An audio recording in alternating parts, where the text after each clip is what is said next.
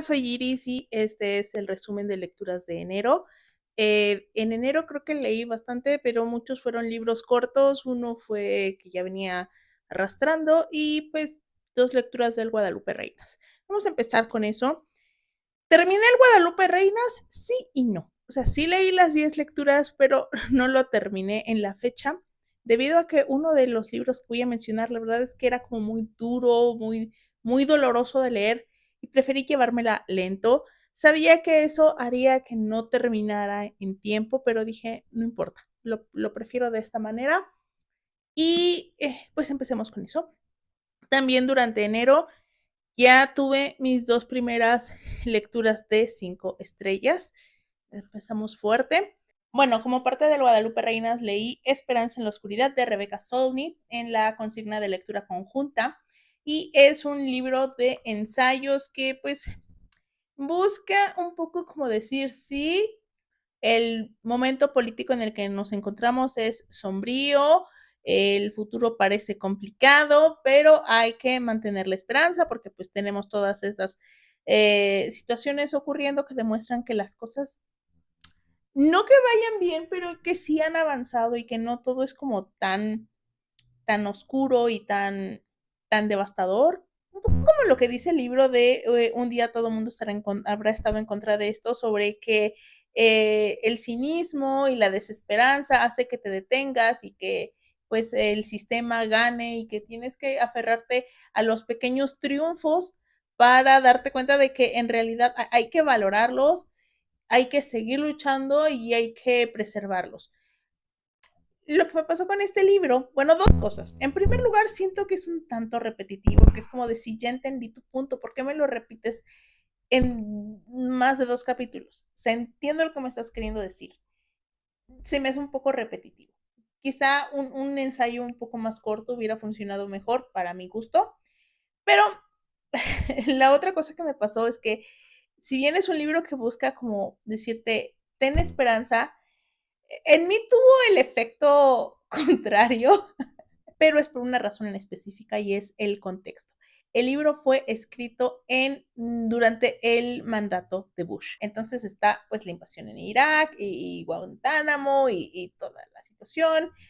Y lo que dice el libro es, bueno, sí, estamos viviendo esto y los activistas de izquierda dicen, bueno, que estamos en un mal momento, pero ha habido todos estos avances que tenemos, acaba de hacer este fallo histórico que protege esta zona del Yellowstone, acaba de salir esto, acaba de aprobarse esto, y lo entiendo, pero cuando lo leo en 2025, 2026, es darme cuenta que estamos peor que antes. Que si en la administración de Bush y el impacto que tuvo en el resto del mundo fue malo, lo de Trump es quítate que ahí te voy. Eso es lo que me desanimaba, porque si hay estos triunfos en materia medioambiental y ves actualmente el fracking, la inteligencia artificial, lo que implica para el consumo de recursos del mundo y a la gente parece no importarle, ya no digamos el robo de propiedad intelectual, sino lo que impacta al medio ambiente, hacerle sus preguntitas a ChatGPT, porque les da flojera hacer una búsqueda y pensar un poco más. Eh, no sé, siento que estamos mucho peor que antes, que si el mundo parecía sombrío en esos años, ahora estamos peor.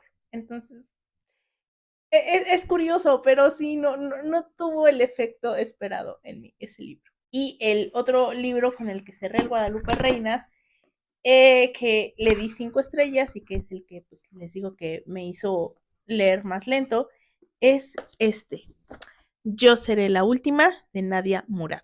Nadia Murad es una mujer yazidi. Los yazidis son una etnia que viven mayormente en Irak, pero también tienen presencia en Siria. O sea, hay que entender un poco cómo está formado Irak en cuanto a fronteras y son una minoría étnica que ha sido perseguida durante muchos años. Ella explica que una de las razones por las cuales los yazidis han sido perseguidos por cuestiones religiosas es porque, a diferencia de las tres grandes religiones monoteístas, ellos no tienen un libro sagrado, sino que sus creencias se transmiten de manera oral y pues en comunidad y todo eso. Eso y sus creencias como tal hace que para los musulmanes ellos sean unos herejes. Entonces, cuando el Estado Islámico estaba en su apogeo, hace unos años, llevaron a cabo un exterminio de la población yazidi en Irak.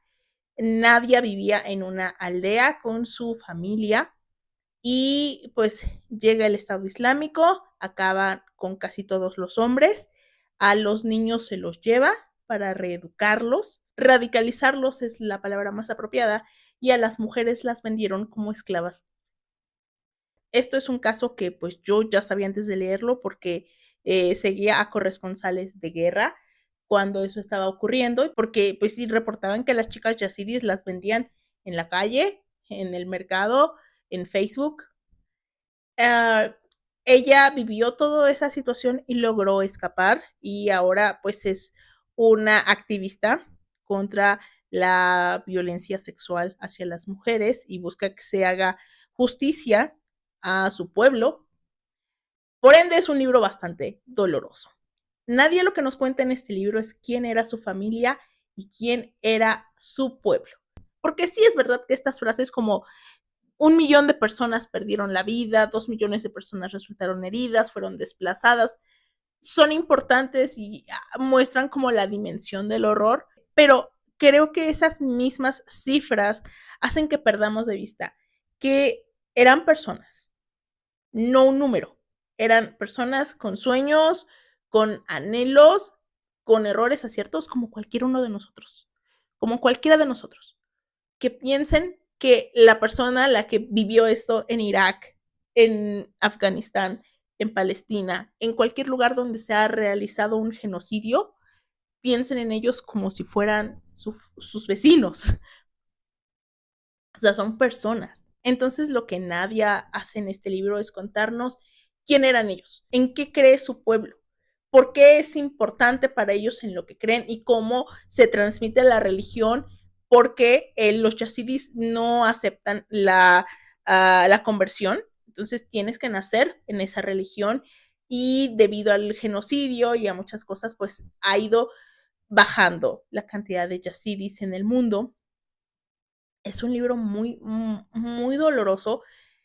Todavía no pasaba lo horrible y yo ya estaba sufriendo porque pues yo ya sabía lo que iba a ocurrir. Entonces como que ver a esta gente que tenía una vida normal, con problemas económicos porque pues Irak había tenido problemas de embargos, Saddam y todo, era un pueblo bastante pobre, pero dentro de todo pues sobrevivían y luego llega el Daesh y acaba con ellos, o sea, leer como sus momentos de paz es doloroso y creo que Nadia hace un gran trabajo como narradora contándonos esto y le di 5 estrellas y ese libro que les digo que me hizo como leer muy lento porque pues yo la verdad necesitaba como que calma. Bueno, eso fue de la maratona. El siguiente libro que voy a mencionar no lo leí enseguida, pero los voy a poner juntos porque se relacionan y es Las cenizas del califato de Michael Ayestaran. Este libro lo tenía apuntado casi desde que salió y no lo había leído y cuando terminé el de Nadia dije, es el momento. Y es un texto periodístico, él es un corresponsal de guerra, que he seguido en Twitter, y lo que hace es una cobertura de cuando, bueno, en realidad la cobertura empieza cuando el Daesh está fuerte y va a ciertos lugares a ver qué está ocurriendo. Explica cómo ha ido cambiando el gremio periodístico del corresponsal de guerra, de cómo los medios tradicionales dan menos dinero para estas coberturas. Entonces ya no puede estar en el frente todo el tiempo que él quisiera, sino que va y viene. Entonces como que a veces sus fuentes le dicen, oye, ¿sabes qué? Va a pasar esto, vente, y va. Entonces ya no está como de lleno, pero sí está en el campo cuando están ocurriendo momentos importantes. Va a Mosul, a otras partes de Irak. Mosul fue base del Estado Islámico cuando pues tomaron la ciudad, tomaron Irak en su gran mayoría.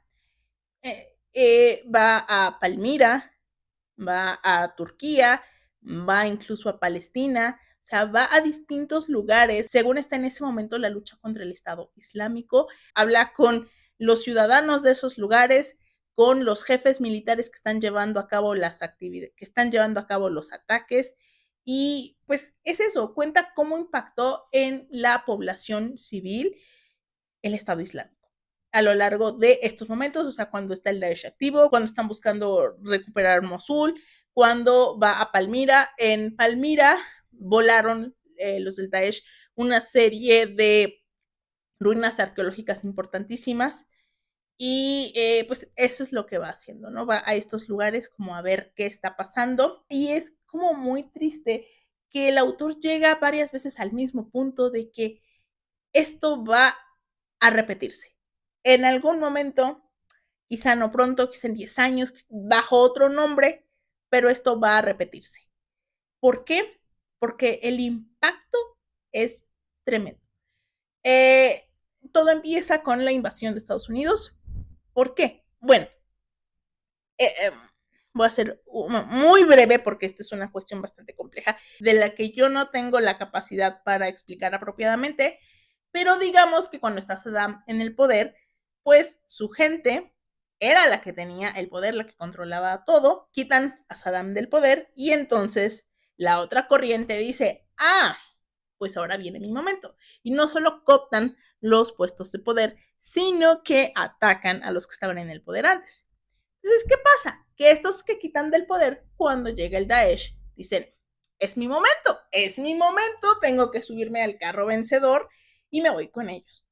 Y eso representó también una ruptura religiosa muy importante porque ya venían como ciertos conflictos, pero bajo el mando de Saddam Hussein no habían estallado, porque él mantenía todo eso unido, bajo un reino de terror si quieren, pero los mantenía unidos. Y cuando eso se acaba, pues saltan los problemas por todos lados. Lo que dicen es que esa convivencia está absolutamente rota. Y que hay lugares o sea, va a entrevistar, por ejemplo, a sobrevivientes de atentados del Daesh y cuenta que, es que no me acuerdo en dónde específicamente, pero que, creo que en un campo de refugiados, encuentra a la familia de uno del Daesh y que ellos tuvieron que irse porque cuando la aldea fue recuperada por las fuerzas iraquíes, la gente de ahí dijo, es nuestro momento de vengarnos, porque por ciertas como creencias que tienen, es como de pues, familia, entonces pues como que comparten responsabilidad y se iban a vengar en ellos, entonces tienen que irse. Y hay otro momento en donde habla con otros sobrevivientes y dicen, bueno, pero es que tu familiar, tu hijo, tu sobrino hizo esto, ¿no tienes miedo? Y dicen, no, ¿por qué? Mi hijo hizo eso. Y para mí es una vergüenza espantosa, es un horror que yo voy a llevar toda mi vida, pero yo no soy responsable y nadie aquí me está responsabilizando de eso. Habla como de toda esa convivencia, cómo se rompió, va a las ciudades recuperadas y cómo la gente dice, al fin, o sea, estamos haciendo resistencia, estamos pintando, estamos haciendo conciertos, estamos mostrando música porque esto lo teníamos prohibido. Y ellos dicen, tenemos que movernos rápido para que los niños y los jóvenes los recuperemos, que no caigan en esta ideología del Daesh y se radicalicen. Tenemos que hacer algo para que eso no ocurra. Pero es un libro muy, muy interesante que va a varias zonas donde estuvo el conflicto y dice cosas tristísimas como que en Irak prácticamente cada persona ha perdido al menos a un familiar por causa de la violencia. Es muy interesante, habla con muchas fuentes, algunas fuentes son anónimas, así se va a quedar. Y, por ejemplo, habla sobre por qué, incluso en su momento de mayor influencia e impacto, el Daesh nunca atacó a Israel. Y no es teoría de conspiración, es simple geopolítica. Y, pues sí, me gustó. Luego, otro que terminé, este sí lo estuve leyendo a la par del de Nadia porque necesitaba algo más relax y no me gustó mucho. Le di 3 estrellas, pero bueno, en Goodreads, en Storygraph le puse menos. Pero es Mujer, Diosa, Reina de Bea Fitzgerald. Es el enésimo retelling del mito de Perséfone. Miren, no me gustó. Es un libro al que le veo ciertas virtudes, pero si tuviera que resumirlo en una frase, para mí es feminismo blanco gringo hecho libro. Ya saben, esto como de hay que darle agencia a Perséfone. Entonces Perséfone está bajo una madre controladora que le dice, el mundo es cruel, así que la única opción que tienes es casarte porque solo eso te va a proteger. Y ella quiere rebelarse y entonces se las ingenia para ir al inframundo con Hades y lo presiona y no sé qué. La manera en la que todo está planteado se me hizo tan desabrido, tan como si le hubieran quitado, como si en lugar de haber hecho más interesante el mito, le hubieran quitado todo. En fin, Señales que precederán al fin del mundo de Yuri Herrera. Este es un libro muy corto. Creo que lo vi en los favoritos del año de Frida, de Epílogo. Y es una novela sobre una chica máquina que es telefonista en el sentido de que ella contesta el teléfono y les tienen los recados y se los pasa a la gente de su pueblo, porque viven en un pueblo. Y un día su madre le dice, quiero que vayas a buscar a tu hermano, que está en el otro lado, para que le lleves este mensaje. Y ella dice, ok, y se va a ver como a ciertas personas, capillos, digámosle, para que pueda hacer su viaje y como que intercambia favores y ciertas cosas. Ella es bastante vivilla, muy astuta, sabe que es un viaje peligroso, sabe los riesgos de la gente con la que hace tratos, lo ve como algo necesario, pero es muy vivilla. Y es que ella va con la decisión clara de regresar. Entonces, todo tiene que salir bien para poder regresar a su pueblo. Y esta novela corta sigue este periplo de máquina hacia el otro lado y saber qué le pasó a su hermano.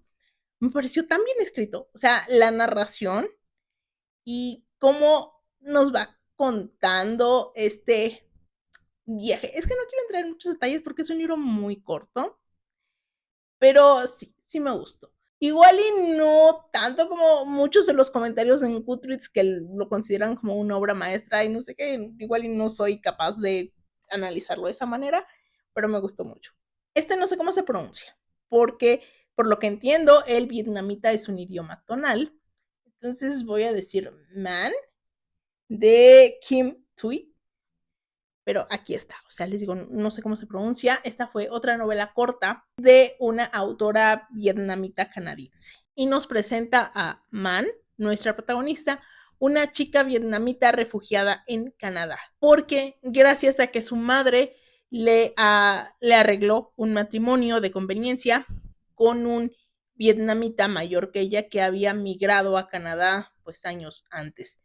Esto que pues sí es como un poco fuerte y podría ser algo, y podríamos verlo como algo muy trágico, en realidad la protagonista no le da importancia, fue como de, pues, era necesario y tiene un buen matrimonio con su marido. Era una manera de escapar de la pobreza y de la violencia en Vietnam después de la guerra. Es una historia que si bien está contada principalmente por ella, también vemos el pasado de su madre y sus conflictos familiares y cómo impactó en su vida la guerra de Vietnam, todo el conflicto que había de norte, sur y cómo es la vida para ella viviendo en Canadá. El marido tenía un restaurante, entonces ella llega a trabajar a este restaurante vietnamita, en donde a través de preparar estas comidas recuerda momentos de Vietnam y cómo lo que representa la comida para los migrantes. Es una historia preciosa, preciosa, muy bellamente escrita, en el que la comida tiene un papel fundamental y las descripciones están a la altura. Yo terminé este libro con ganas de probar comida vietnamita. La autora tiene otro libro ya más centrado en el conflicto de Vietnam, que también está en mis pendientes. No sé si lo voy a leer en el marzo asiático porque voy a leer el del canto en las montañas, entonces tal vez ya sea mucho, pero definitivamente lo leeré este año. Reconocer al extraño, de Isabella Hamad. Este fue un libro muy corto. Es, digamos, como una transcripción de una charla que dio la autora en los días previos al 7 de octubre del 2023, es decir, antes de que Hamas llevara a cabo su ataque. Y lo pronunció en la Universidad de Columbia en memoria del ensayista palestino-estadounidense Edward W. Said. Y el tema que eligió desarrollar es la anagnórisis de Aristóteles o la epifanía, ese momento en el que el personaje cobra conciencia y lo relaciona con la situación de Palestina. Una situación que ha venido ocurriendo desde muchas décadas atrás y que les digo, la situación post ataque de Hamas sí se menciona, pero en el epílogo. Entonces es como una disertación de reconocer al otro, ejemplos en la literatura correlacionados con Palestina, y tiene unos ejemplos de la vida real bastante fuertes, dolorosos. Hay uno donde hablan sobre un soldado israelí que en determinado momento, por algo que pasa, él ya no puede seguir en el ejército, es un desertor. Y hay alguien que dice, ok, bien, pero ¿cuántos palestinos tienen que morir para que un soldado llegue a ese momento de reconocer que quien está del otro lado es un ser humano? Es un libro muy corto, pero muy, muy interesante y bastante potente. Este mes en Leer en Compañía dijimos que leeríamos 2 libros y lo cumplí. Agnes Grey de Anne Pront. Aquí tenemos a Agnes, una chica que es hija de un párroco, de una mujer que pues, tenía ciertos recursos, pero dejó a su familia por unirse al párroco y pues tuvieron 2 hijas y son como felices, pero el padre, que es pues no es un genio de las finanzas, toma una decisión financiera y la situación económica de la familia tiene un bache, entonces ella dice, quiero trabajar porque pues quiero ayudar a mi familia, y además pues ella lo ve como algo importante, ¿no? Algo para su autonomía, pero en la época en la que ella vive, y esto se escribió, pues las mujeres tenían no muchas opciones para desarrollarse profesionalmente, y una de ellas era ser institutriz. Ella logra conseguir un puesto como institutriz y sus pupilos son unos hijos del infierno. Hay que tomar en cuenta que Anne Bront fue institutriz, Charlotte también. Y esas experiencias personales las pasaron en sus obras. Entonces, pues sí nos muestran en lo que viven, mejor dicho, lo que vivían las institutrices, tratando de educar a esta gente, con el gran problema de que los padres de sus pupilos les decían, sí, pero no los puedes disciplinar porque solo yo puedo disciplinarlos, pero tienes que hacer que sean esto, pero no puedes hacer esto. Entonces es como que una cosa muy rara, porque en el caso de ella no tenía autoridad contra esos niños, entonces la hacían como querían. Eso que un momento en donde yo hubiera renunciado. Y es como que dices, qué horror, pero siento que explica mucho como por qué la alta sociedad es así. Porque los padres es como de, mi responsabilidad es tener hijos para que hereden el título, hereden las tierras, reproducirnos, ajá, pero yo no tengo por qué educarlos. Esa labor se la voy a dar a alguien a quien le voy a pagar, pero no le voy a permitir que los eduque bien. Entonces son gente muy caprichosa, berrinchuda, que creen que tienen derecho a todo, que se creen lo mejor de lo mejor. Al principio puede parecer lento porque pues es Anne con sus alumnos y todo, pero la historia avanza a un muy buen ritmo y vamos viendo cómo Anne conoce a estas personas y va como formando su propia visión. Me gustó mucho el libro. Realmente creo que Rosalie era insoportable, pero al mismo tiempo ella tenía razón. O sea, ella tenía razón en, miren, el matrimonio me va a arruinar, yo sé lo que me espera, así que tengo que disfrutar hasta el último momento de soltería, porque una vez que me case, la buena vida se acabó. Ella tenía razón. Era insoportable, era egoísta, sí, pero equivocada no estaba. Agnes Grey es el segundo libro que leo de Anne. El anterior fue el de La Inquilina y honestamente me gusta mucho más este que La Inquilina. Una opinión totalmente personal. Es porque a mí en algún punto ya me desesperaba tanta religiosidad en La Inquilina. Ya era de sí, sí, sí, Dios, Dios, Dios, Dios, lo que quieras. Ya, por favor. Y aquí no es tanto. Por eso definitivamente me gusta más este, aunque entiendo por qué La Inquilina fue más revolucionaria en su momento. Y finalmente, el último libro del mes, que también le di 5 estrellas, Cumbres Borrascosas de Emily Bront. Obviamente lo leí por todo lo de la película. No la he visto, no la veré, pero pues salió en el club, lo releí porque yo lo leí hace años. Ya no me acordaba de gran cosa, entonces fue como un redescubrir la obra. Pero sí sé que me gustó más ahora que cuando lo leí hace años. Seguramente a estas alturas habrán visto chorro mil reseñas sobre Cumbres Borrascosas. Es un libro increíble. ¿Es un libro de romance? No. ¿Es un libro de amor? Pues sí. No es el amor más sano y tierno. Es un amor obsesivo, un amor violento, un amor dependiente, pero es el tipo de amor que esos dos personajes podrían expresarse a sí mismos. Es una historia de venganza, de trauma generacional, de racismo. Sí, querida Emerald, aunque en tu imaginación Heathcliff sea blanco, eso no tiene sentido en la historia. Ajá, Heathcliff es tremendo, o sea, de verdad, qué miedo. Es un libro en donde todos los personajes en algún punto los desprecias. Algunos más que otros, pero creo que todos son despreciables. eh, Me gustó mucho. Hay un retelling que vi la sinopsis y decía como de, bueno, Katie deja atrás las expectativas o lo que se espera de una mujer en esa época y sigue a Heathcliff. Y yo voy a discrepar un poco de eso. O sea, claro, hay una cuestión de lo que se esperaba de las mujeres, sí, y Heathcliff era un hombre racializado, lo cual no solo era pobre, era racializado, eso lo hacía inferior a los ojos de todo el mundo, entonces una relación entre ambos hubiera sido muy mal vista y hubiera condenado al ostracismo social a Katy y a muchas situaciones, sí. ¿Eso fue una de las cuestiones que influyó en su decisión de si estar con él o no? Sí. Pero honestamente creo que solo el hecho de que Heathcliff fuera pobre ya era determinante para ella porque Katy era muy egoísta, muy egoísta. Jamás hubiera renunciado a algo por estar con Heathcliff. Creo que ella sí quería a Linton a su manera, una manera más suave, más tranquila, pero sí lo quería, pero nunca lo habría dejado todo por estar con Heathcliff. No, eso no habría pasado.